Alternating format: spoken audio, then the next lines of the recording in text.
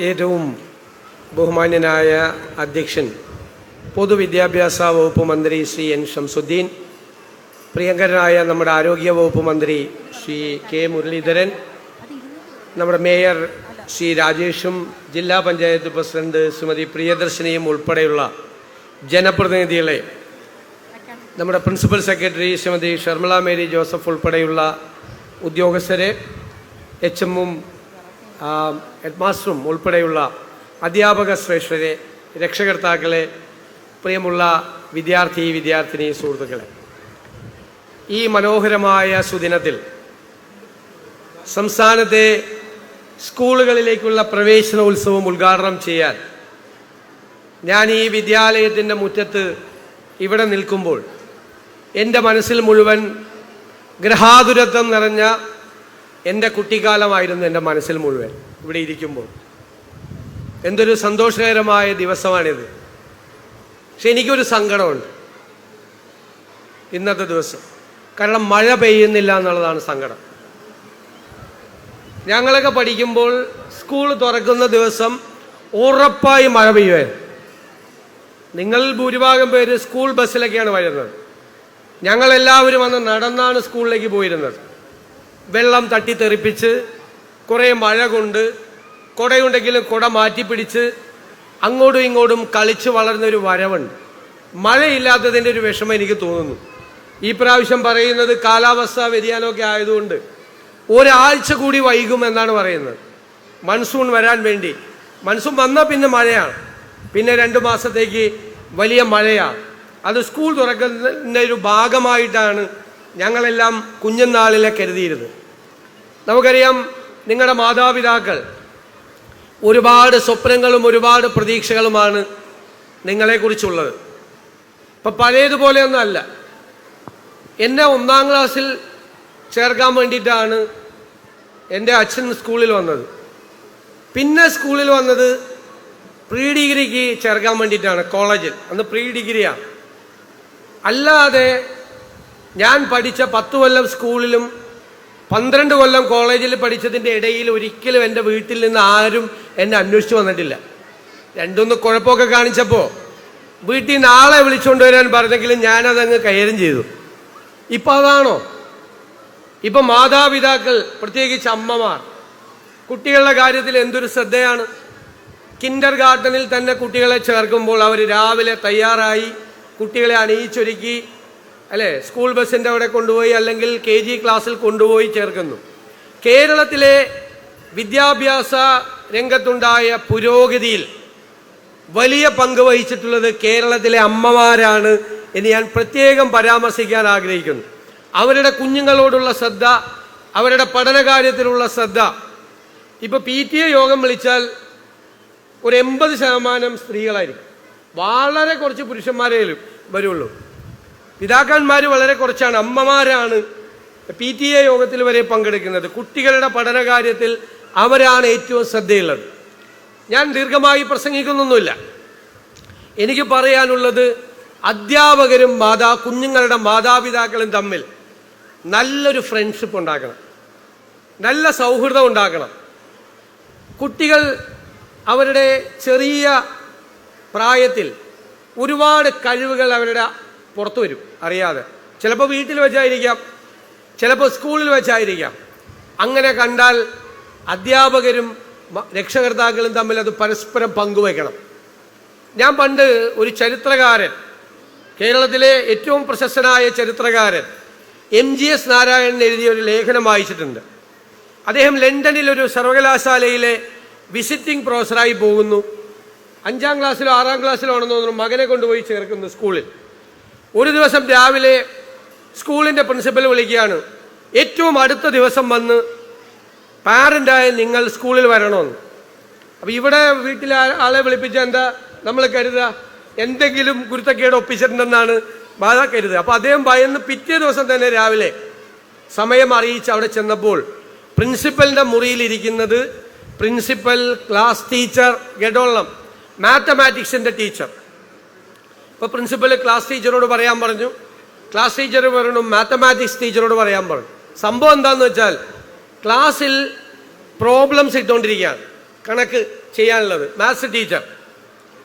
അപ്പം എല്ലാ കുട്ടികളും ഒരു നിശ്ചിത സമയം എടുക്കും ഇത് കൂട്ടി, അല്ലേ, ഡെറിവേഷൻ ഒക്കെ കഴിഞ്ഞ് ഇതെല്ലാം കൂട്ടി ഉത്തരം കണ്ടെത്താൻ കുറേ സമയം എടുക്കും.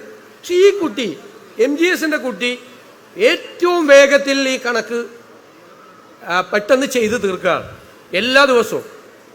അപ്പോൾ ഈ കുട്ടിക്ക് അത്ഭുതകരമായ കഴിവുകളുണ്ട് എന്ന് കരുതി മാത്തമാറ്റിക്സ് ടീച്ചർ ക്ലാസ് ടീച്ചർക്ക് റിപ്പോർട്ട് ചെയ്യുന്നു, ക്ലാസ് ടീച്ചർ പ്രിൻസിപ്പലിന് റിപ്പോർട്ട് ചെയ്യുന്നു, പ്രിൻസിപ്പൽ ഉടനെ പിതാവിനെ വിളിച്ചു വരുത്തുന്നു. സംഭവം അന്വേഷിച്ചപ്പോൾ എന്താ സംഭവം എന്നറിയോ? അവൻ ഇവിടെ പഠിച്ചിട്ടാണ് പോയത്. ഇവിടെ നമ്മുടെ ടേബിൾ പഠിച്ചിട്ടാണ് പോയത്, പെരുക്കപ്പെട്ടിയ അറിയാലോ, മാത്സിൽ നേരത്തെ പഠിപ്പിക്കും ഇവിടെ. പക്ഷെ അവിടെ പഠിപ്പിക്കുന്നത് ഹൈസ്കൂൾ ക്ലാസ്സിലെത്തുമ്പോഴാണ് ടേബിൾ പഠിപ്പിക്കുന്നത്.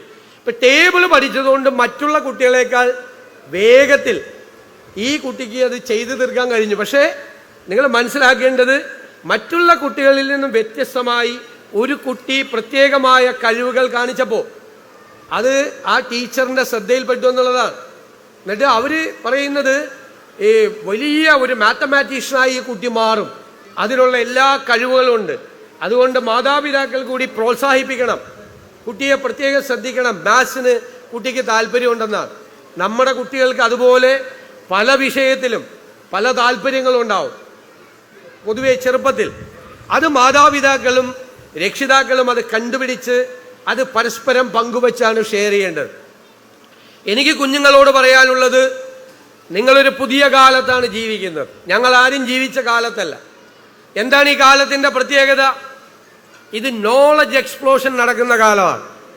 വിജ്ഞാന വിസ്ഫോടനം എന്ന് പറഞ്ഞാൽ വല്ലതും പൊട്ടിത്തെറിക്കുന്നതാണോ? അല്ല. അത് പണ്ടും അറിവുകൾ ഉണ്ടായിക്കൊണ്ടിരുന്നു ലോകത്ത്. പക്ഷേ ഇപ്പോൾ അറിവുകൾ ഉണ്ടാകുന്നതിൻ്റെ വേഗത കൂടി.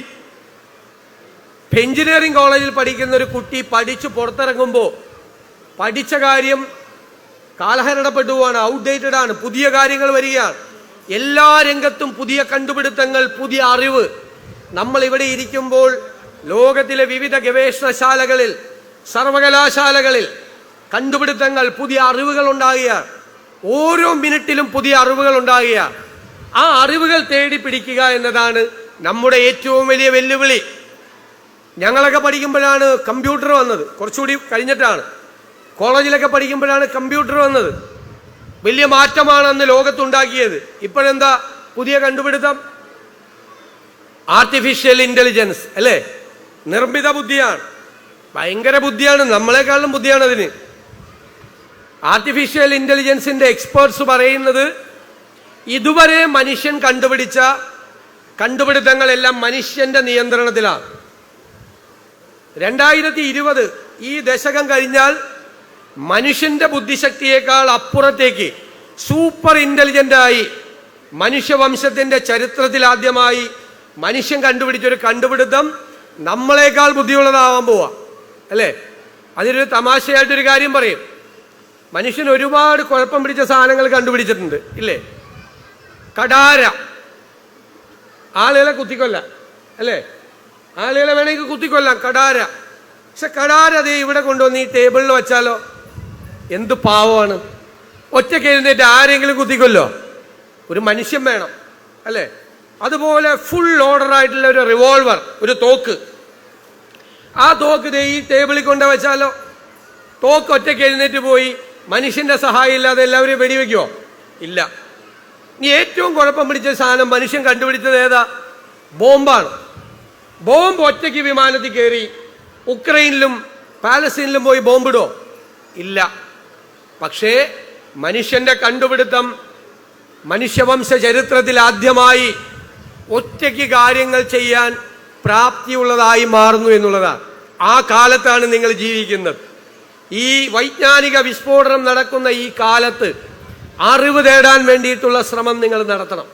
അറിവ് തേടാൻ, ഇൻ സെർച്ച് ഓഫ് നോളജ്, അറിവ് തേടിയുള്ള നമ്മുടെ അന്വേഷണമാണ് ജീവിതം. അത് പഠനകാലത്തൊന്നും അവസാനിക്കുന്നതല്ല. പുതിയ പുതിയ അറിവുകൾ തേടാൻ വായനയിലൂടെ, അധ്യാപകരിലൂടെ, അറിവുള്ളവരിലൂടെ പുതിയ പുതിയ കാര്യങ്ങൾ അറിയാനുള്ള ഒരു ജിജ്ഞാസ, ഒരു ഉത്കണ്ഠ നിങ്ങൾ നിങ്ങളുടെ മനസ്സിൽ വളർത്തിയെടുക്കണം എന്നാണ് ഈ പ്രവേശന ദിനത്തിൽ എനിക്ക് നിങ്ങൾക്ക് നൽകാനുള്ള എളിയ സന്ദേശം. നിങ്ങളെല്ലാം മിടുമിടുക്കികളും കൊച്ചുമിടുക്കന്മാരും ഒക്കെയാണ് ഇവിടെ ഉള്ളത്. ഇന്ന് പെൺകുട്ടികളുടെ വിദ്യാഭ്യാസ കാര്യത്തിൽ നമ്മുടെ നാട് ഒട്ടേറെ മുന്നോട്ട് പോയിരിക്കുന്നു. ഞാൻ കേരളത്തിലെ, ഇന്ത്യയിലെ പ്രധാന സർവകലാശാലകളിലെല്ലാം പോകുന്ന ആളാണ് സ്ഥിരമായി. എൻ്റെ അത്ഭുതം, അവിടെയെല്ലാം ചെല്ലുമ്പോൾ നമ്മുടെ കേരളത്തിൽ നിന്നുള്ള പെൺകുട്ടികൾ പ്രധാനപ്പെട്ട വിദ്യാഭ്യാസ സ്ഥാപനങ്ങളിൽ പഠിക്കുകയാണ് വലിയ കോഴ്സുകളിൽ. വിദേശ സർവകലാശാലകളിലും നമ്മുടെ കുട്ടികൾ പഠിക്കുന്നുണ്ട്. പ്രധാനപ്പെട്ട സർവകലാശാലകളിൽ നമ്മുടെ പെൺകുട്ടികൾ വലിയ മുന്നേറ്റമാണ് വിദ്യാഭ്യാസ രംഗത്ത് നടത്തിയിരിക്കുന്നത്. അപ്പോൾ അവരുടെ ആ കാലടികൾ പിന്തുടർന്ന് നിങ്ങൾക്കിഷ്ടമുള്ള വിഷയത്തിൽ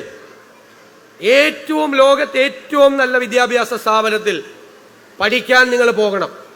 ആ അത്തരം വിദ്യാഭ്യാസ സ്ഥാപനങ്ങൾ, നല്ല സെന്റേഴ്സ് ഓഫ് എക്സലൻസ് കേരളത്തിൽ കൊണ്ടുവരിക എന്നതാണ് ഞങ്ങളുടെ മിഷൻ. വിദ്യാഭ്യാസത്തിനെ അതിൻ്റെ ഡെസ്റ്റിനേഷൻ പോയിന്റ് ആക്കി കേരളത്തെ മാറ്റുക. വിദേശ രാജ്യങ്ങളിൽ നിന്ന് പോലും കുട്ടികൾ വിദ്യാഭ്യാസത്തിനായി കേരളത്തിലെത്തുന്ന മികച്ച വിദ്യാഭ്യാസ കേന്ദ്രങ്ങൾ കേരളത്തിൽ ഉണ്ടാകും എന്ന് ഞാൻ നിങ്ങളുടെ തലമുറയ്ക്ക് വാക്ക് നൽകുന്നു. നിങ്ങൾക്ക് അധികം പുറത്തേക്കൊന്നും പോകാതെ മാതാപിതാക്കളോടൊപ്പം ജീവിച്ച് ഇവിടെ ഏറ്റവും നല്ല വിദ്യാഭ്യാസ സ്ഥാപനങ്ങളിൽ പഠിക്കാൻ സൗകര്യമുണ്ടാക്കും. അതിന് ലോകം മാറുന്നതനുസരിച്ച്, ലോകത്തെ അറിവ് മാറുന്നതനുസരിച്ചുള്ള വിദ്യാഭ്യാസ സ്ഥാപനങ്ങളും കോഴ്സുകളും നമ്മുടെ കേരളത്തിലുണ്ടാവും. ജവഹർലാൽ നെഹ്റു ഇന്ത്യയുടെ പ്രഥമ പ്രധാനമന്ത്രിയാണ് സയന്റിഫിക് ടെമ്പറിനെ കുറിച്ച് പറഞ്ഞത്, ശാസ്ത്രബോധത്തെക്കുറിച്ച്. നമ്മൾ കേരളത്തിൽ കൂടുതൽ ശാസ്ത്രബോധമുണ്ടാക്കാൻ ജവഹർലാൽ നെഹ്റുവിൻ്റെ നാമധേയത്തിൽ സയന്റിഫിക് സെന്റേഴ്സുകൾ, സയന്റിഫിക് ടെമ്പറിനുള്ള സെന്റേഴ്സ് ഓഫ് സയന്റിഫിക് ടെമ്പേഴ്സ് ആരംഭിക്കുക. വലിയ മാറ്റം നമുക്ക് പൊതുവിദ്യാഭ്യാസ രംഗത്തും ഉന്നത വിദ്യാഭ്യാസ രംഗത്തും ഉണ്ടാകണം. അതിന് കേരളത്തിൻ്റെ പിന്തുണ വേണം. അധ്യാപക സമൂഹത്തിൻ്റെ, രക്ഷകർത്താക്കളുടെ, കേരളത്തിൻ്റെ പൊതുസമൂഹം, നമ്മുടെ ഏറ്റവും വലിയ അധ്യക്ഷൻ മന്ത്രി ഇവിടെ സൂചിപ്പിച്ചതുപോലെ ഇൻവെസ്റ്റ്മെന്റ് എന്നുള്ള വാക്ക് ഉപയോഗിക്കാമോ എന്നെനിക്കറിയില്ല. നമ്മുടെ ഏറ്റവും വലിയ നിക്ഷേപം യഥാർത്ഥത്തിൽ നമ്മുടെ കുഞ്ഞുങ്ങളാണ്. ഈ കുഞ്ഞുങ്ങൾ നിങ്ങൾ വളർന്ന് വലുതായിട്ട് വേണം നിങ്ങളുടെ മാതാപിതാക്കളുടെ സ്വപ്നങ്ങൾ മാത്രമല്ല ഈ നാടിൻ്റെ സ്വപ്നങ്ങൾ കൂടി സാക്ഷാത്കരിക്കാൻ. നിങ്ങൾ മയക്കുമരുന്നിനെതിരായി അതിശക്തമായ നിലപാടെടുക്കണം. നമ്മളോ നമ്മുടെ കൂട്ടുകാരോ ആരെങ്കിലും മയക്കുമരുന്ന് ഉപയോഗിക്കുന്നുണ്ടെങ്കിൽ അതിൽ നിന്ന് പിന്തിരിപ്പിക്കണം, അവരെ പിന്തിരിയാൻ പ്രേരിപ്പിക്കണം. നിങ്ങൾ ഞങ്ങളുടെ എല്ലാവരുടെയും സ്വപ്നമാണ്. ആ സ്വപ്നം, അതിനെ തകർക്കാൻ നടത്തുന്ന എല്ലാ ശ്രമത്തെയും നമുക്ക് പരാജയപ്പെടുത്തണം. ഞങ്ങളുടെ സ്വപ്നം, നിങ്ങളുടെ മാതാപിതാക്കളുടെ സ്വപ്നം സാക്ഷാത്കരിക്കാനുള്ള നിശ്ചയദാർഢ്യത്തോടെ, ലക്ഷ്യബോധത്തോടെ മുന്നോട്ട് പോകണം എന്ന് അഭ്യർത്ഥിച്ചുകൊണ്ട് ഞാൻ എല്ലാ നന്മകളും, ഈ ദിവസത്തിൻ്റെ നന്മകൾ നിങ്ങൾക്കെല്ലാവർക്കുമായി നേർന്നുകൊണ്ട് ഈ പ്രവേശന ഉത്സവ പരിപാടി ഉദ്ഘാടനം ചെയ്തതായി അറിയിക്കുന്നു. നന്ദി.